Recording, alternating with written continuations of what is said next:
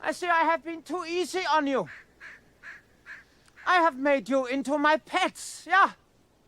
That is what they call you, you know.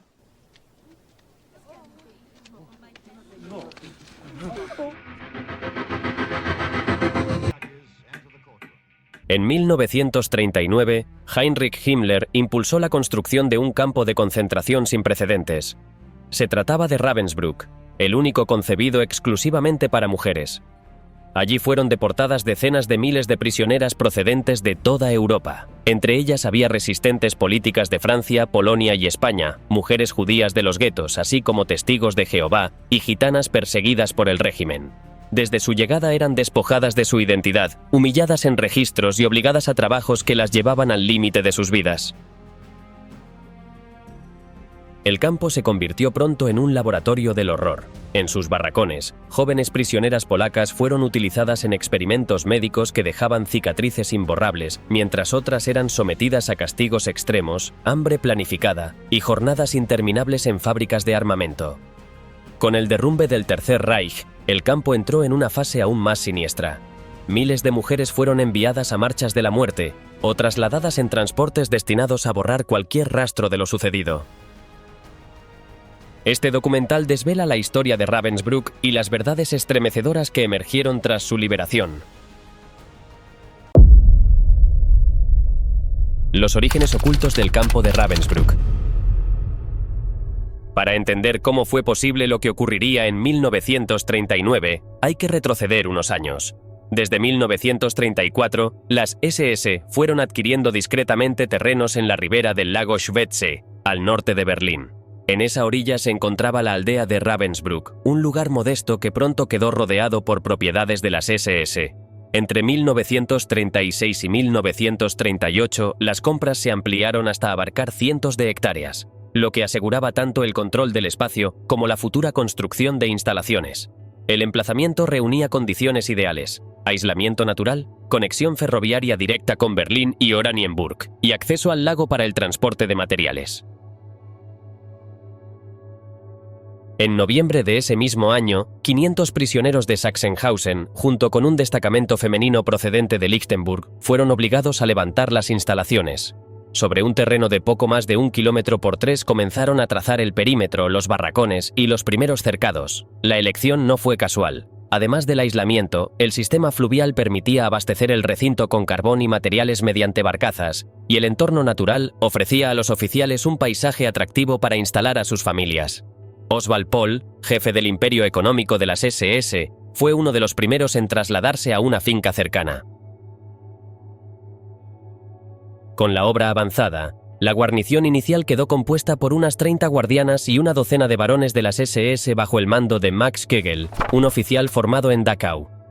Sin embargo, la figura más influyente fue Johanna Langefeld, encargada de imponer disciplina entre las internas y representante de una nueva forma de control femenino en los campos. La creación de Ravensbrück respondía también a un proceso más amplio. Desde 1933, los campos de concentración se habían convertido en el principal instrumento de represión contra comunistas, socialdemócratas y sindicalistas. Himmler había hecho de Dachau el modelo de esta red, con Theodor Eicke como artífice de su reglamento: obediencia absoluta, despersonalización y violencia planificada. De allí saldrían figuras como Rudolf Höss, futuro comandante de Auschwitz, y el propio Kegel. Era la llamada Escuela de Dachau, donde la brutalidad se enseñaba como método. En el caso de las mujeres opositoras, al principio bastaron prisiones y reformatorios. El campo de Moringen, en Baja Sajonia, recibió a comunistas, socialistas y sindicalistas en condiciones que parecían menos duras. No había cerrojos en las puertas y algunos guardianes realizaban recados para ellas. Sin embargo, la realidad era igualmente devastadora. Muchas sabían que sus maridos habían sido ejecutados y que sus hijos habían sido entregados a familias afines al régimen. A este grupo se sumaron pronto testigos de Jehová, perseguidas por negarse a jurar lealtad a Hitler, y mujeres acusadas de deshonra racial por mantener relaciones con judíos. Con el paso del tiempo, la represión fue endureciéndose. En 1936, el destino de Olga Benario lo dejó en evidencia. Comunista alemana, entregada por Brasil a la Gestapo, dio a luz en prisión, fue separada de su hija y acabó deportada a Ravensbrück, donde moriría en una cámara de gas. Casos como el suyo demostraban que el alcance del terror nazi no se detenía en Alemania, sino que traspasaba fronteras. 2 años más tarde, en 1938, las redadas masivas de la Aktion Arbeitsschau Reich llevaron al arresto de miles de mujeres acusadas de prostitución, mendicidad o vagabundeo. Con ellas, la categoría de asociales amplió aún más los márgenes de la persecución y brindó a Himmler la ocasión de afianzar su proyecto. Ya no se trataba solo de reprimir la disidencia, el objetivo era moldear la sociedad según criterios ideológicos. En ese marco, se hizo evidente la necesidad de un gran campo femenino que sustituyera a Moringen y Lichtenburg. La respuesta sería Ravensbrück. Mientras tanto, los preparativos no pasaban desapercibidos para la población local. Los vecinos veían llegar barcazas con materiales y a prisioneros con uniformes a rayas talando árboles en la orilla norte del lago. El proyecto avanzaba bajo una discreción oficial que nadie se atrevía a cuestionar, pero cuyo propósito resultaba evidente. En paralelo, Fürstenberg se integraba cada vez más en el engranaje nazi. Durante la Kristallnacht, su cementerio judío fue arrasado y las propiedades hebreas pasaron a nuevas manos. Lejos de generar rechazo, la construcción del campo despertó entusiasmo en algunos habitantes, que lo percibieron como fuente de empleo. Incluso varias mujeres se ofrecieron como guardianas, alentadas por una propaganda que presentaba aquel trabajo como un servicio al Reich.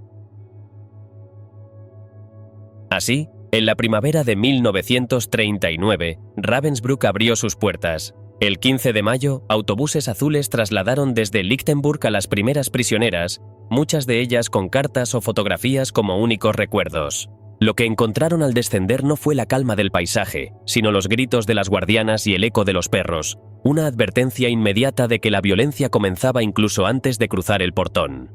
Ravensbrück en 1939. La guerra llega a las puertas del campo. El cierre de las puertas marcaba el ingreso definitivo al sistema del campo. Apenas descendidas de los camiones, las prisioneras eran conducidas en fila hasta un edificio próximo a la entrada. Allí comenzaba el despojo. Sus pertenencias pasaban a sacos numerados, sus cabellos eran rapados y sus cuerpos quedaban reducidos a números en un registro. El proceso no solo arrebataba objetos personales, sino que transformaba a cada mujer en una pieza más dentro de un engranaje de control. Entre ellas, pronto comenzaron a llegar mujeres judías, cuya marginación no había nacido con el nazismo, sino que hundía sus raíces en siglos anteriores. En la Europa medieval, se les había excluido de muchos oficios y obligado a vivir en barrios segregados, los llamados Judenviertel. Con el Tercer Reich, esa herencia de exclusión alcanzó una nueva dimensión. Tras la noche de los cristales rotos, la mayoría de los hombres judíos fueron arrestados, mientras las mujeres quedaban en segundo plano. Sin embargo, algunas fueron internadas primero en Lichtenburg y más tarde en Ravensbrück desde su apertura en 1939. Muchas procedían de familias de clase media, comunidades pequeñas y cohesionadas que jamás imaginaron el destino que las aguardaba. Una vez concluido el registro, recibían la indumentaria que las acompañaría en adelante: vestido a rayas, chaqueta, pañuelo blanco y zuecos de madera. Sobre la tela, los triángulos de colores clasificaban su condición dentro del campo: rojo para políticas, lila para testigos de Jehová, verde para delincuentes comunes, negro para las consideradas asociales y amarillo para judías. A veces los parches se combinaban señalando múltiples causas de persecución. Para las mujeres judías el impacto era aún más devastador: la separación de sus familias, la humillación pública de desfilar desnudas, el rapado del cabello y la obligación de realizar trabajos pesados, como abrir carreteras o mover materiales, se vivían con un grado de trauma particular. Los guardias, lejos de ignorar sus limitaciones físicas, parecían complacerse en ridiculizarlas cuando no lograban cumplir con esas tareas. No sorprende que algunas, registradas oficialmente como presas políticas, procuraran ocultar su origen judío para evitar castigos adicionales. Con esa primera despersonalización comenzaba la rutina diaria en los barracones. Cada mujer disponía de un catre estrecho, un estante mínimo y un plato de aluminio, todo bajo normas estrictas. Las mantas debían doblarse con precisión, el metal mantenerse limpio y el espacio ordenado. La Oberaufseherin Johanna Langefeld, máxima autoridad en Ravensbrück, imponía un régimen que unía burocracia y disciplina rígida. El más mínimo descuido podía derivar en sanciones que mantenían la obediencia constante. Ese sistema se reforzaba con el Appel, el recuento matinal. A las 5 de la mañana, las prisioneras eran alineadas a la orilla del Schwetze y permanecían inmóviles durante horas bajo el frío. Emma Zimmer, asistente de Langefeld, vigilaba la formación con golpes e insultos. Tras el recuento, recibían un desayuno mínimo de café aguado y pan duro, antes de ser enviadas a los comandos de trabajo. Algunas, como la comunista austríaca Hanna Sturm, eran destinadas a talleres. La mayoría debía cavar zanjas o arrastrar cargas en el Sandgrube, donde los pies ensangrentados dentro de los zuecos apenas resistían la jornada. Quienes no soportaban esas exigencias o cometían infracciones eran conducidas al Strafblock, el bloque de castigo. Aisladas tras un cercado de alambre de púas, las prisioneras soportaban trabajos interminables, duchas heladas o la chaqueta de fuerza. El caso de Marianne Wackstein, llevada allí bajo la promesa de recibir atención médica y encerrada después durante semanas en soledad, sirvió como advertencia de lo que significaba desafiar la disciplina del campo. Mientras esto ocurría con las internas, la vida de las guardianas mostraba un contraste evidente. Muchas eran viudas o divorciadas que habían aceptado el puesto por estabilidad económica. Habitaban casas nuevas junto al lago, enviaban postales orgullosas de su empleo y se fotografiaban con sus perros.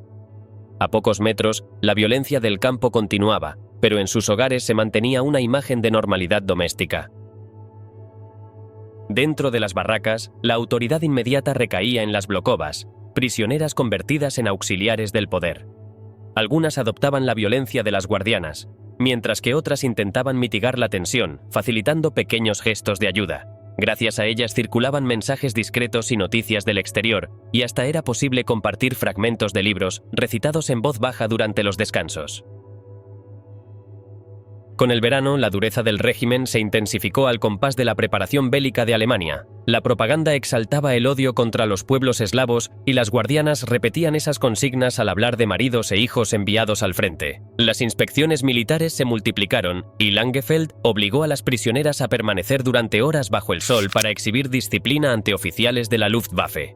La sospecha de conspiraciones crecía y el Strafblock alcanzaba su límite de ocupación. Dentro de Ravensbrück, la atmósfera reflejaba el mismo clima que dominaba en todo el Reich: más vigilancia, más trabajos forzados y un miedo constante. Afuera, Alemania ultimaba su ataque contra Polonia. Mientras tanto, adentro, el campo se preparaba también para la guerra que estaba a punto de comenzar. Ravensbrück bajo Himmler, la venganza por Reinhard Heydrich. El estallido de la guerra endureció aún más la vida en Ravensbrück. La vigilancia se intensificó y la represión alcanzó nuevos niveles. Apenas unos meses después, en enero de 1940, Heinrich Himmler visitó personalmente el campo. Mientras Hitler jamás mostró interés por recorrer uno de estos lugares, su Reichsführer SS los consideraba la base de su poder, y cada inspección era una oportunidad para reafirmar su autoridad. A su llegada lo esperaban el comandante Kogel y Johanna Langefeld. Himmler recorrió los terrenos entre escenas de agotamiento extremo. Mujeres pálidas, algunas apenas en pie, eran obligadas a palejar nieve o romper el hielo del lago. El contraste entre la disciplina impuesta por los oficiales y la fragilidad de las prisioneras no podía ser más evidente. Durante aquella visita, Kogel expuso su mayor preocupación: la resistencia de las testigos de Jehová.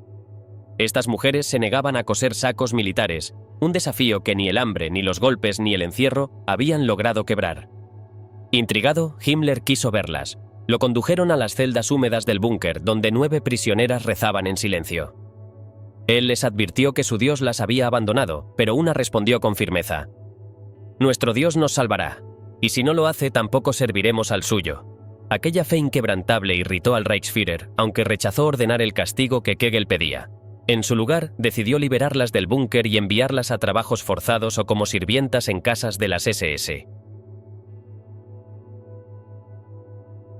La inspección reveló además otro problema urgente: el hacinamiento. Las deportaciones desde Polonia llenaban los barracones hasta el límite. El bloque judío estaba saturado y el hospital apenas podía atender a mujeres consumidas por la desnutrición y las llagas. Para Kogel eran simples estorbos. Para Himmler se trataba de bocas inútiles cuya eliminación ya estaba contemplada. En paralelo, en esos mismos meses había iniciado en secreto la política de eutanasia conocida como Programa T4, llamada así por la dirección de la Cancillería del Reich en Tiergartenstrasse 4. Pacientes con discapacidad eran seleccionados por médicos, trasladados en autobuses camuflados y asesinados en centros que simulaban ser hospitales. Las familias recibían cartas falsas notificando muertes repentinas. El método elegido, gas monóxido de carbono en cámaras herméticas, se ensayó primero en Austria y después se extendió a Alemania. Para Himmler, aquel sistema demostraba que era posible organizar la eliminación masiva de quienes el régimen consideraba vidas sin valor. Y Ravensbrück no tardaría en integrarse en esa lógica. Hubo también episodios grotescos. Durante esa misma jornada, Himmler escuchó con entusiasmo a Oswald Pohl, jefe de la Oficina Económica de las SS, hablar sobre la cría de gallinas y la selección de razas animales. Convencido de que la genética aviar podía servir como modelo de pureza humana, el Reichsführer dedicó más atención a esas divagaciones que a las objeciones de Langefeld sobre la brutalidad de los castigos. Fue en ese contexto trivial donde autorizó finalmente los azotes que Kogel reclamaba, un detalle burocrático que para las prisioneras significaba la institucionalización de un sufrimiento cotidiano. A partir de entonces, el campo se transformó a una velocidad aún mayor. En mayo de 1942, la resistencia checa logró atentar en Praga contra Reinhard Heydrich, uno de los jerarcas más poderosos del Reich. Gravemente herido, sobrevivió unos días antes de morir por infección. Hitler y Himmler buscaron responsables, y la culpa recayó en el cirujano Karl Gebhardt, acusado de no haber utilizado los nuevos fármacos sulfonamidas.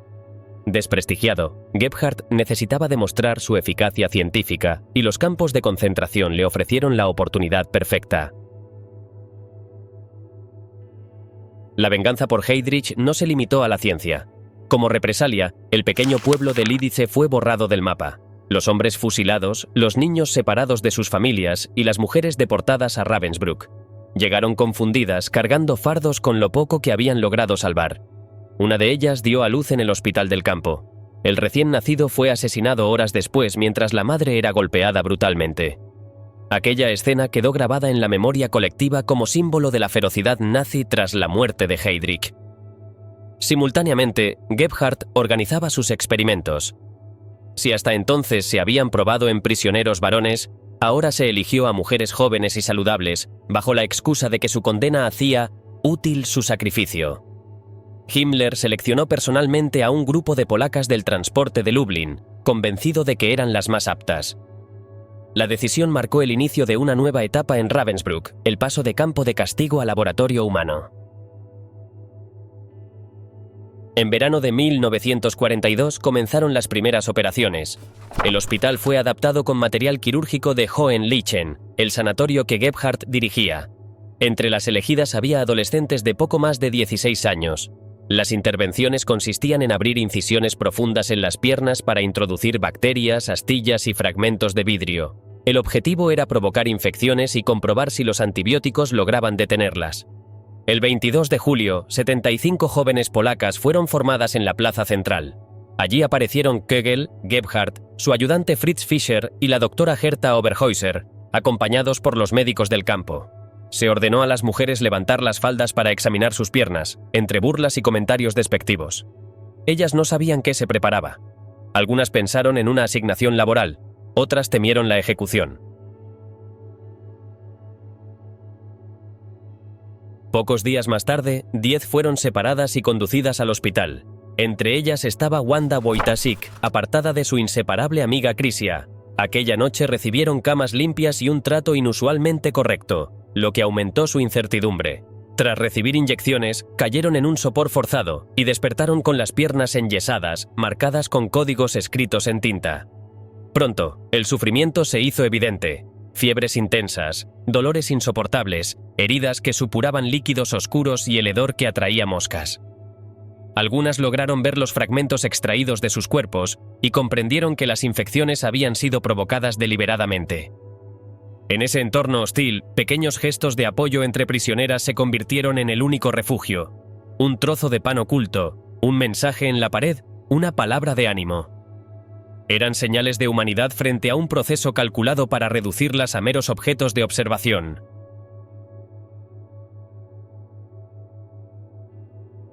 Mientras tanto, los médicos de las SS discutían la falta de resultados concluyentes. En los juicios de posguerra, Gebhardt y Fischer alegaron que las infecciones iniciales eran demasiado leves para medir la eficacia de los fármacos. El propio Ernst Grawitz, médico jefe de las SS y presidente de la Cruz Roja Alemana, criticó los ensayos por compararlos con picaduras de pulga. Ordenó entonces que se intensificaran las condiciones, llegando a sugerir que se disparara en las piernas de las prisioneras para simular heridas de combate. Aunque no todos aceptaron ese extremo, las siguientes operaciones se realizaron con métodos aún más agresivos, cortando la circulación de la sangre o introduciendo mayores cantidades de bacterias. Las mujeres regresaban a los barracones apenas capaces de andar. Wanda Wojtasik sobrevivió gracias a la ayuda de su amiga Krysia y a la solidaridad de compañeras como Alfreda Prus, que compartía su ración de pan. En septiembre, nuevas prisioneras fueron llamadas al hospital, entre ellas Stefania Wotoka. Allí encontraron a las anteriores, postradas y cubiertas de vendas malolientes. En cuestión de días, ellas mismas sufrieron idéntico destino. Las infecciones avanzaban con violencia, provocando fiebre, sed insoportable y dolores que las dejaban sin fuerzas. La indiferencia de Oberhäuser, que registraba síntomas sin mostrar compasión, agravaba la sensación de abandono. No tardó en aparecer la primera víctima mortal, Weronika Kraska, que cayó presa de lo que parecía ser tétanos. Sus gritos resonaron en todo el hospital antes de morir tras una inyección letal. La noticia corrió por los barracones como un susurro de advertencia. La siguiente podía ser cualquiera.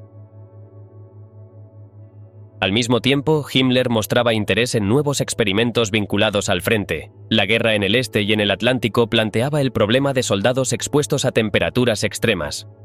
Convencido de que la medicina podía reproducir remedios tradicionales, encargó al doctor Sigmund Rascher pruebas de reanimación con prisioneros en Dachau. Algunas prisioneras de Ravensbrück, enviadas previamente a burdeles de campo con la promesa de liberación, fueron utilizadas en esas pruebas como instrumentos de calor humano. Era otra forma de esclavitud disfrazada de investigación. En esos mismos meses llegó un nuevo protagonista, Ludwig Stumpfegger, joven cirujano cercano a Himmler y antiguo colaborador de Gebhardt. Su objetivo era explorar los límites de la regeneración ósea. La primera víctima fue Basia Pietrzyk, de apenas 16 años, conocida por su carácter vivaz. En la operación, Stumpfegger extrajo fragmentos de hueso de sus piernas para estudiarlos en Hohenlicken. Desde aquel momento, el hospital de Ravensbrück dejó de ser un lugar de curas precarias para convertirse en un espacio de mutilaciones planificadas. Fracturas inducidas, injertos malogrados y músculos extirpados se repitieron una y otra vez.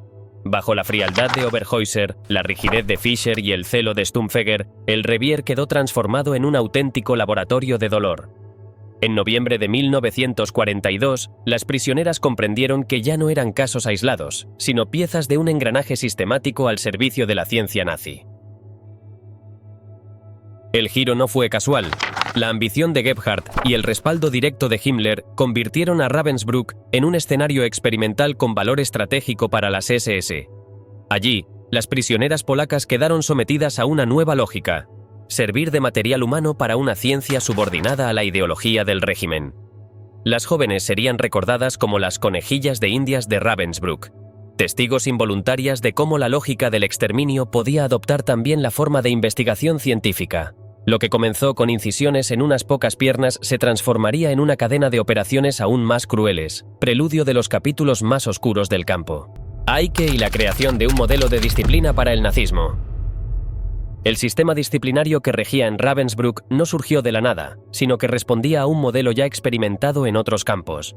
Desde los años 30, Theodor Eicke había diseñado en Dachau un reglamento rígido que, bajo la apariencia de un código legal, pretendía imponer la obediencia absoluta. Sus disposiciones eran presentadas como una garantía de orden, con la promesa de que quienes respetasen las normas evitarían sanciones. Sin embargo, detrás de esa fachada se ocultaba una práctica mucho más brutal, pues Eicke había instruido a los guardias para actuar con frialdad y sin compasión frente a quienes consideraban enemigos del Estado.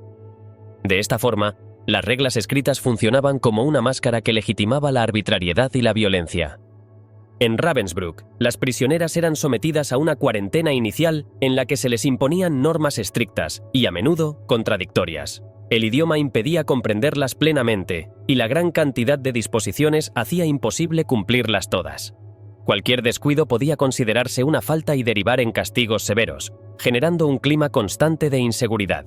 El más habitual era el Strafstehen, que obligaba a permanecer de pie, inmóviles y en silencio durante horas o incluso días. Con frecuencia se aplicaba de forma colectiva, lo que añadía un elemento de humillación. El hambre, el cansancio y el frío acentuaban el sufrimiento, y en invierno no era raro que las prisioneras fueran forzadas a soportarlo descalzas. La privación de alimentos, la suspensión de correspondencia o el encierro en barracas se aplicaban también como sanciones consideradas menores. No obstante, estas medidas solían dirigirse contra bloques completos, de modo que la solidaridad se veía socavada por la sospecha y el resentimiento. Así ocurrió cuando un grupo de jóvenes polacas protestó contra la intención de destinarlas a un burdel. Su valentía se tradujo en un castigo colectivo que incluyó la confiscación de paquetes y la prohibición de recibir noticias de sus familias. La disciplina, en lugar de fortalecer la obediencia, sembraba tensiones internas y dividía a las prisioneras, convirtiendo la convivencia en un espacio de vigilancia constante. La presión psicológica que generaban los castigos colectivos encontraba su contrapunto en medidas aún más extremas, concebidas para quebrar cualquier atisbo de resistencia. Entre ellas se hallaba la reclusión en el llamado Cuarto de las Locas, un espacio reducido dentro del sector sanitario donde eran enviadas mujeres consideradas problemáticas o mentalmente inestables. El lugar medía apenas unos pocos metros y podía albergar a 40 o más internas hacinadas, sin camas y con escasas mantas que compartían entre sí. Algunas permanecían desnudas, otras vestían harapos, y en ese ambiente irrespirable la línea que separaba la razón de la demencia se difuminaba con rapidez. Quienes entraban como castigo acababan rodeadas de gritos, risas histéricas o silencios quebrados por llantos infantiles. La suciedad cubría cuerpos y paredes, y el hedor lo impregnaba todo. A las internas se les reducía la ración de comida, de manera que en pocos días muchas morían de agotamiento o terminaban tan perturbadas como el resto. Para la mayoría de prisioneras, el simple rumor de ser destinadas a ese lugar bastaba para infundir un terror que se grababa de forma indeleble.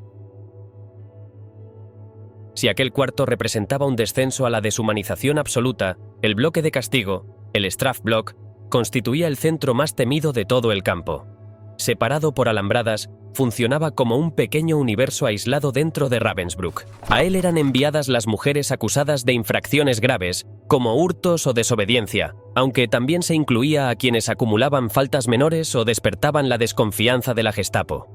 Allí no existían permisos de correspondencia, las jornadas se reducían a los trabajos más duros al aire libre y no había posibilidad de descanso.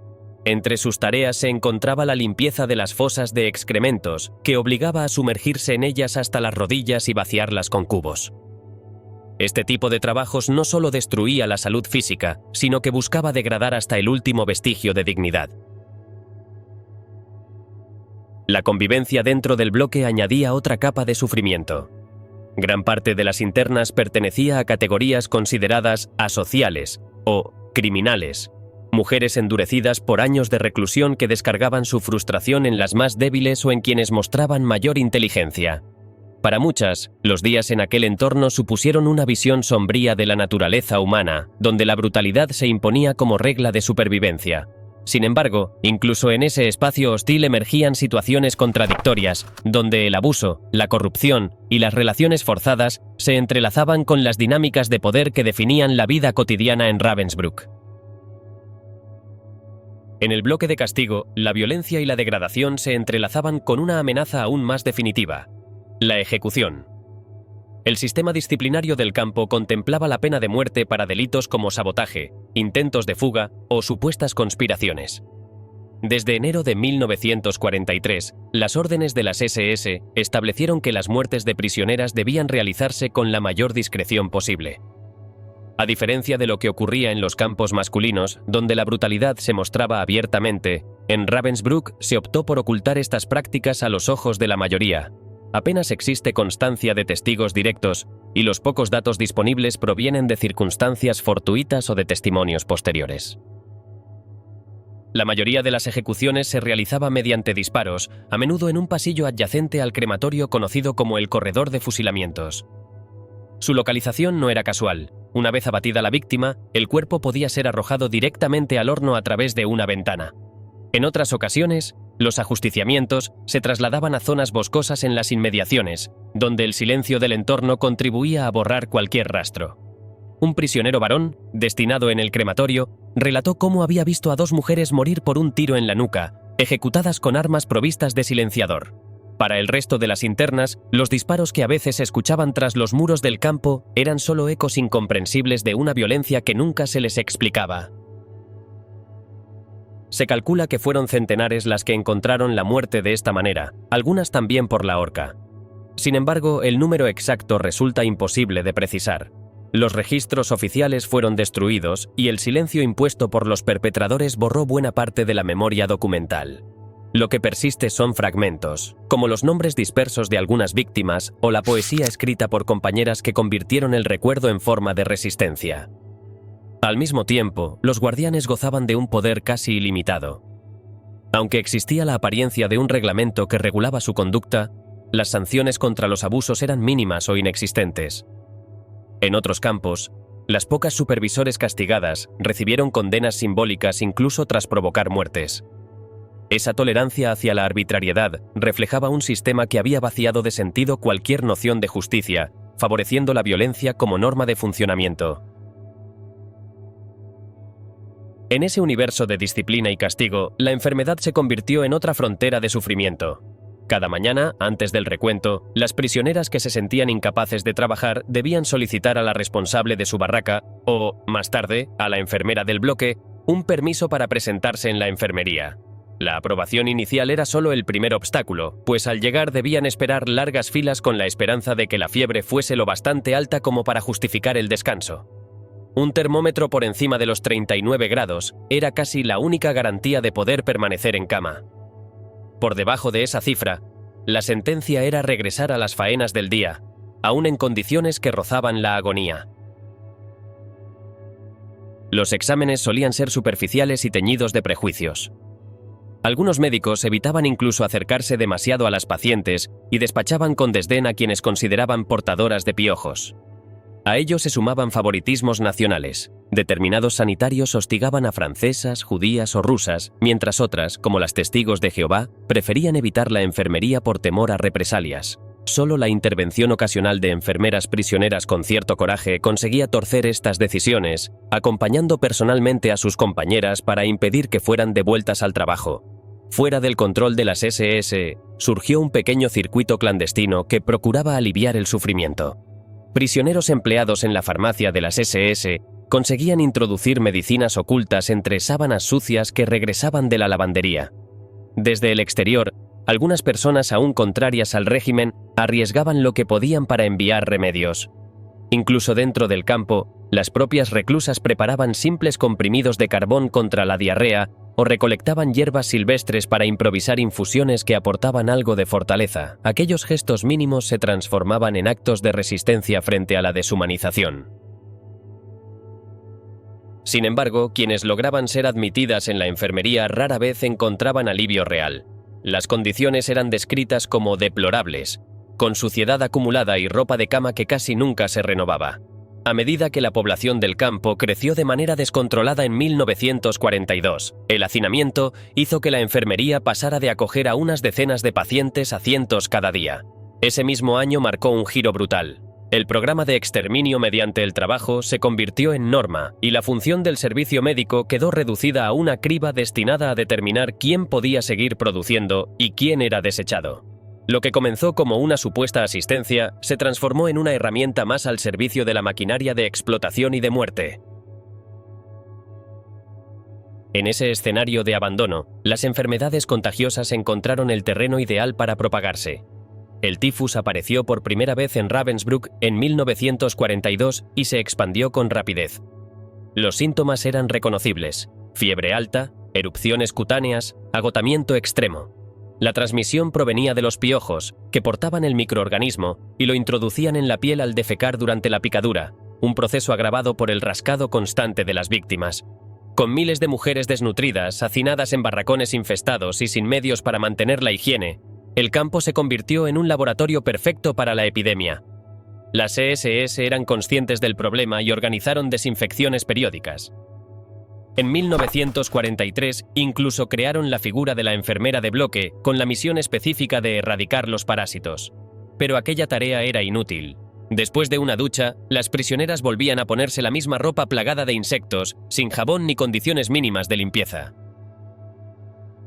El mismo entorno que alimentaba el tifus facilitó también la propagación de la tuberculosis. Ambas enfermedades compartían síntomas: pérdida de peso, fiebre, falta de apetito, y los diagnósticos eran superficiales. Muchas internas quedaron así clasificadas de forma errónea, aunque en la práctica daba igual. Los médicos de las SS no buscaban tratar, sino aislar. Se abrieron barracones especiales para las enfermas de tifus y de tuberculosis, que pronto fueron conocidos como lugares de muerte segura. Allí, las mujeres eran amontonadas de 3 en un catre, sin atención médica y con raciones reducidas aún más. Testigos describieron aquel espacio como una morgue anticipada. Una joven de 17 años, enferma de tuberculosis, asumió su final y solo pidió morir en una cama propia, algo que no había tenido desde su llegada. Entre las prisioneras, el bloque de tuberculosis recibió un nombre elocuente: el cementerio.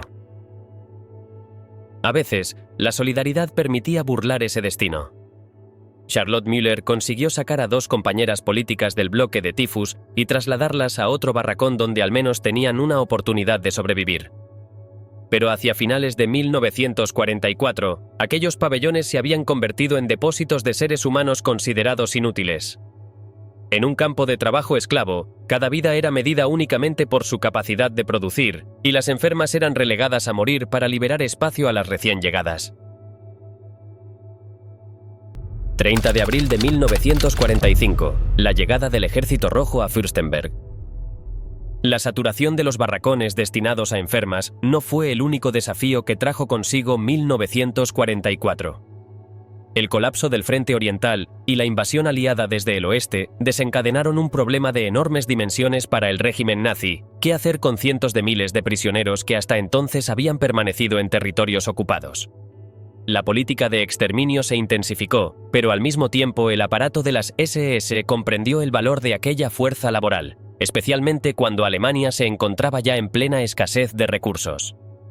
Así, se aceleró un doble movimiento que combinaba asesinatos masivos con el traslado de decenas de miles de reclusos hacia campos dentro de las fronteras del Reich, donde podían ser explotados hasta el límite. El ritmo de los transportes se volvió vertiginoso. Documentos rescatados en archivos polacos muestran que en noviembre de 1944 llegaron más de 50 convoyes con unas 7.000 nuevas internas. Ese mismo mes, tras el desmantelamiento de los crematorios de Birkenau, cientos de mujeres judías fueron enviadas directamente desde Auschwitz hasta Ravensbrück. La avalancha era tan grande que incluso los bloques considerados menos precarios terminaron saturados, obligando a muchas a dormir en suelos cubiertos de paja. La administración del campo buscó soluciones improvisadas. En agosto se levantó una enorme carpa militar entre los barracones 24 y 26, designada como Block 25. Su carácter provisional se convirtió rápidamente en permanente. Sin electricidad, sin calefacción y con letrinas improvisadas, aquel espacio se transformó en un depósito de cuerpos vivos, donde la falta de control y la desesperación hicieron que la lucha por un cuenco de sopa se volviera cotidiana. Con la llegada del invierno, el frío y el hambre convirtieron la carpa en una antesala de la muerte. Un transporte de 2.000 mujeres procedente de Auschwitz en diciembre pereció casi en su totalidad en esas condiciones, hasta el punto de que médicos prisioneros recordaban que morían como moscas. Los gritos que se escapaban desde el interior durante la noche eran audibles para quienes dormían en los barracones cercanos, pero nadie podía ayudarlas. El hedor y la visión de decenas de cuerpos arrastrados cada día sellaron la memoria de quienes sobrevivieron. La carpa simbolizó, quizá como ningún otro espacio en Ravensbrück, la mezcla de improvisación y brutalidad con la que el sistema nazi gestionó su última etapa, marcada por la derrota militar y la multiplicación del sufrimiento humano. El colapso sanitario y la aparición de la cámara de gas no pusieron fin al constante flujo de prisioneras hacia Ravensbrück. Al contrario, en los primeros meses de 1945 los transportes se multiplicaron, atestando el campo hasta límites imposibles. La llegada de convoyes desde distintos puntos del Reich, sin un aumento paralelo de recursos, condenaba a miles de mujeres a morir de hambre o frío, incluso sin intervención directa de la SS. Sin embargo, aquella misma saturación comenzó a generar un resquebrajamiento en la disciplina del lugar, pues el control administrativo se volvió cada vez más frágil. El ingreso de nuevas reclusas era tan masivo que muchas ni siquiera fueron registradas. En barracones improvisados, como el conocido como cobertizo de Auschwitz, se amontonaban mujeres sin número ni ficha, situación que facilitó ocultar a algunas de las víctimas de los experimentos médicos, protegidas solidariamente por otras prisioneras. En paralelo, ciertos traslados daban un respiro momentáneo, aunque su desenlace era incierto. Grupos enteros fueron enviados a Bergen-Belsen, Mauthausen o Dora-Mittelbau, y los rumores se mezclaban con la sensación de que cualquier destino, por incierto que fuese, no podía resultar peor que la permanencia en Ravensbrück. Mientras tanto, la contradicción se hacía evidente. La maquinaria de trabajo seguía funcionando con regularidad.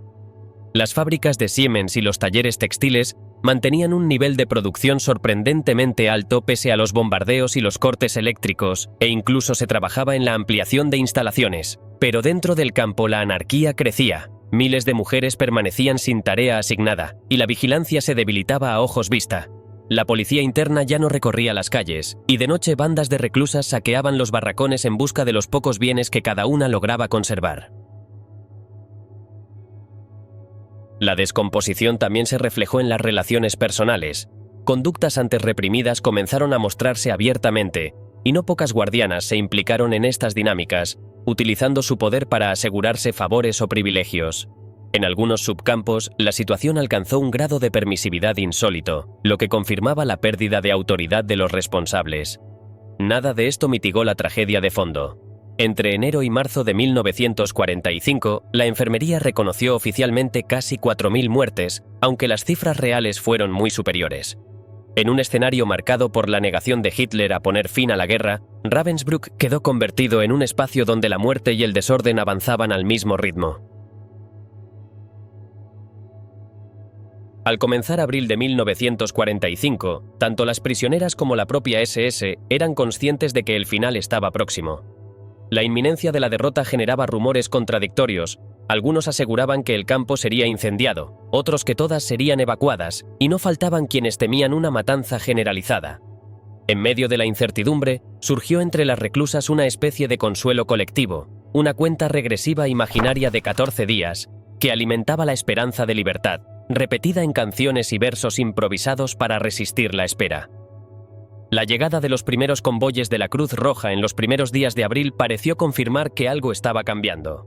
Tras negociaciones con las más altas esferas de las SS, varios centenares de francesas, junto con un pequeño grupo de otras nacionalidades, fueron trasladadas a Suiza. Poco después, las prisioneras danesas y noruegas siguieron el mismo camino. Los paquetes de ayuda que dejaron aquellos vehículos, aunque en parte apropiados por la SS, introdujeron un atisbo de alivio en medio de la penuria, y también pusieron en evidencia que el sistema de privilegios seguía operando incluso en la agonía del campo. La atmósfera interna comenzó a transformarse. Algunas mujeres se atrevieron a organizar pequeños actos de convivencia, como un baile improvisado en un barracón, con un acordeón acompañando el rumor de voces y abrazos. El cierre de las fábricas de Siemens y de los talleres textiles a mediados de mes acentuó esta sensación de parálisis. Ya no había turnos de trabajo regulares y las prisioneras pasaban largas horas tumbadas, fumando cigarrillos sustraídos a los guardianes o entonando canciones populares, como si esa quietud anunciara el fin. La autoridad de los vigilantes se desmoronaba. Los recuentos se realizaban con desgana o simplemente no se celebraban, y muchos guardianes mostraban una actitud sorprendentemente cordial o se refugiaban en el alcohol a la espera del desenlace. El descontrol alcanzó tal nivel que las propias prisioneras irrumpieron en almacenes de la SS, llevándose bienes acumulados durante años de saqueos, sin temor a represalias. Algunos guardianes de rango menor incluso distribuyeron paquetes de la Cruz Roja que antes habían requisado. En paralelo, el conde Folke Bernadotte, presidente de la Cruz Roja sueca, intensificaba sus gestiones para lograr la evacuación de miles de mujeres. Con la aprobación de Himmler, en un intento desesperado por influir en los aliados, los convoyes comenzaron a multiplicarse. autobuses y ambulancias atravesaban las carreteras hacia la frontera danesa, sacando del campo a mujeres exhaustas y enfermas, en un inusual destello de humanidad en medio de la catástrofe.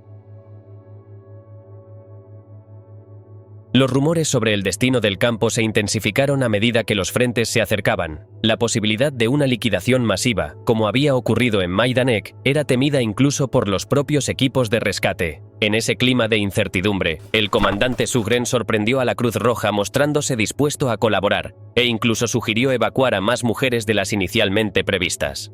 La confusión en las órdenes reflejaba la descomposición del poder nazi. Un día se prohibía la salida de prisioneros y al siguiente Himmler autorizaba nuevos convoyes. El 26 de abril, un tren de 60 vagones partió hacia el norte con miles de reclusas, cruzando vías atestadas de refugiados y tropas en retirada.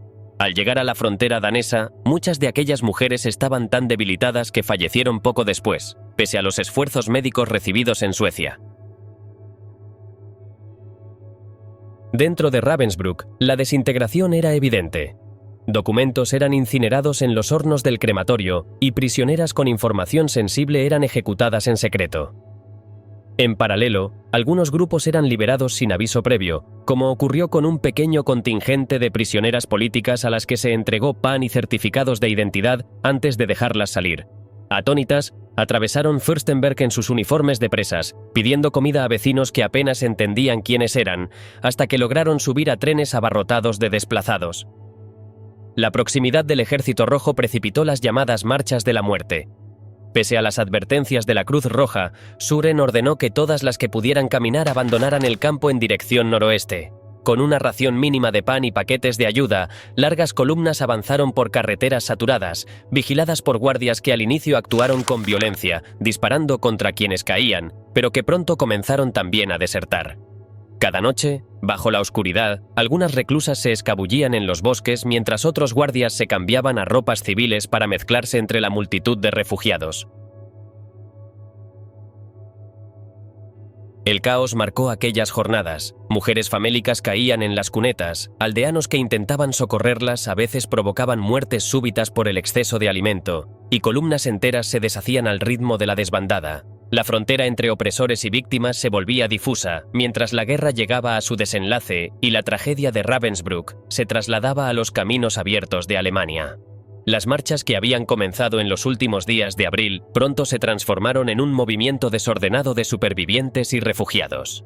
Lo que inicialmente fue una columna organizada terminó convertido en una masa cambiante de seres exhaustos, donde guardias y prisioneras se mezclaban con la multitud que avanzaba hacia el oeste.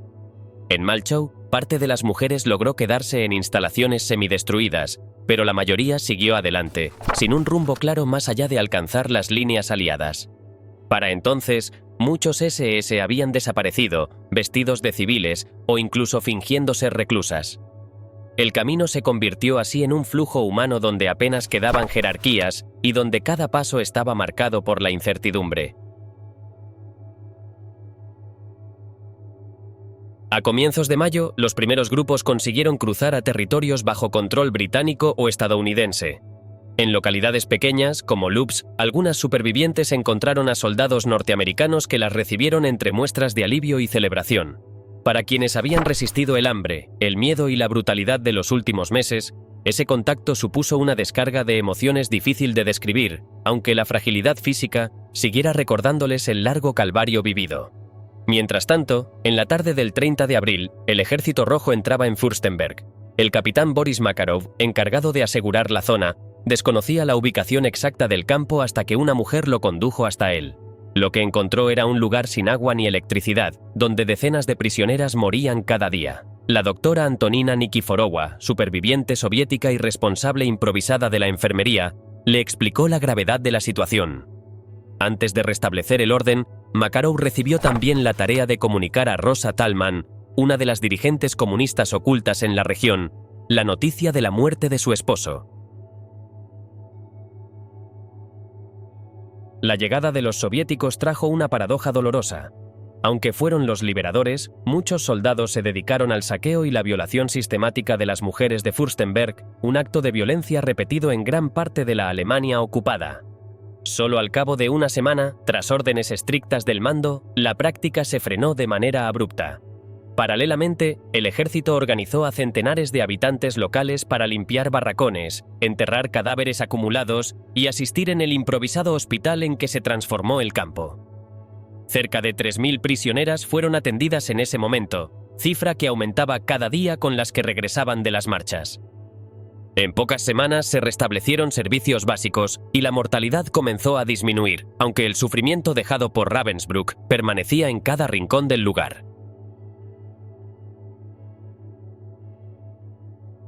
Tras la liberación, Ravensbrück dejó de ser un espacio de muerte para convertirse en un lugar de memoria.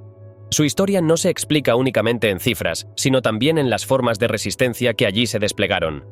Bajo condiciones extremas, las prisioneras construyeron comunidades sostenidas en la lengua, la cultura y la solidaridad, donde la creatividad funcionó como un recurso de supervivencia. El contraste era evidente. Mientras el régimen intentaba reducirlas a seres sin valor, ellas respondían con organización y dignidad. En aquel entorno hostil, muchas mujeres asumieron responsabilidades impensables fuera de los muros del campo. El sistema de bloques otorgaba a algunas un poder real sobre la vida de cientos de compañeras, un poder que podía convertirse en abuso, pero también en protección. De manera paradójica, allí donde el nazismo negaba a las mujeres cualquier forma de autoridad, Ravensbrück las situó en un lugar central. Lo que sostuvo a muchas no fueron grandes gestas, sino gestos cotidianos. Hacer rendir raciones mínimas, improvisar prendas, curar heridas, ofrecer consuelo. La capacidad de compartir y de crear vínculos afectivos se transformó en una herramienta tan vital como el pan o el agua. Ravensbrück fue escenario de exterminio y sufrimiento, pero también un espacio donde, contra toda lógica, floreció la dignidad humana. Hoy, su memorial no recuerda solo a las que perecieron, sino también a quienes, con coraje silencioso, demostraron que ni siquiera en el corazón del horror absoluto pudo extinguirse la fuerza de la solidaridad y la voluntad de vivir.